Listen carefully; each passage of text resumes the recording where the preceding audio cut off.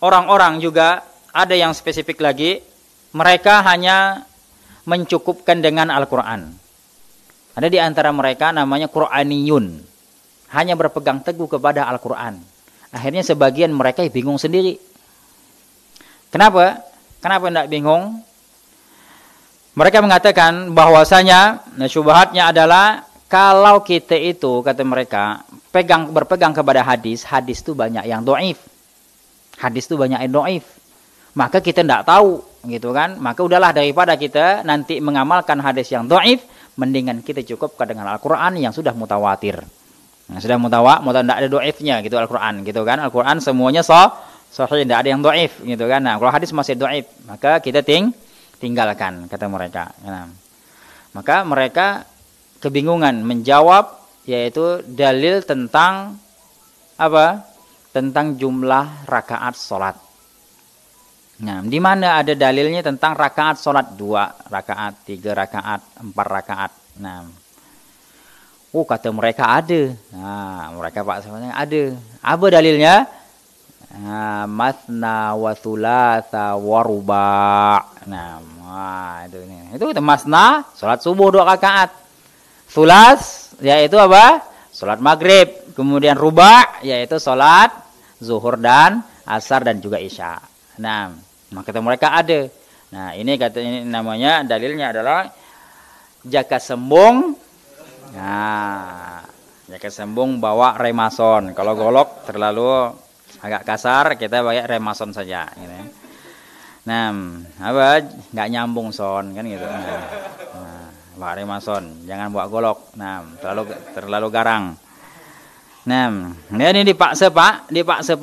Nah, ini mereka nggak pakai lagi Al-Quran, nggak pakai lagi sunnah. Mereka hanya memakai Al-Quran. Nah, karena apa? Memang Batar Umar bin Khattab, beliau sudah berwasiat kepada kita tentang orang yang berpegang teguh kepada, yaitu mencukupkan Al-Quran ini. Umar bin Khattab telah berwasiat kepada kita kalau bertemu dengan orang-orang ini, dialog kepada mereka, kata Umar bin Khattab, lawan mereka dengan sunnah. Sebagaimana riwayat yang sahih dari beliau, sayati nasun yujadilunakum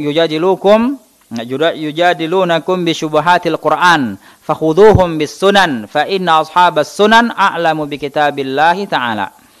Kata Umar bin Khattab, akan datang, ya, sesungguhnya akan datang sesuatu kelompok.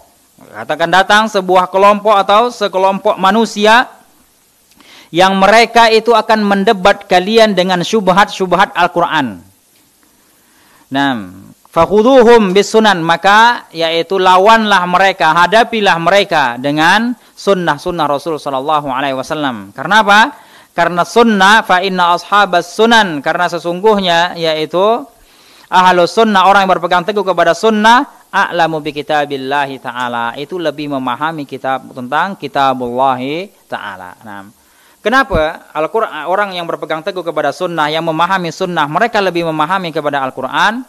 Karena di antara tugas sunnah, seperti pada Syekhul Islam Ibnu Taimiyah jelaskan dalam kitab beliau, ya dalam Al-Wasithiyah, Aqidah Al-Wasithiyah, beliau mengatakan bahwa Al-Quran itu tugasnya tafsir, sunnah itu di antara tugasnya adalah tufassirul Al-Quran. Sunnah itu yaitu menafsirkan Al-Quran.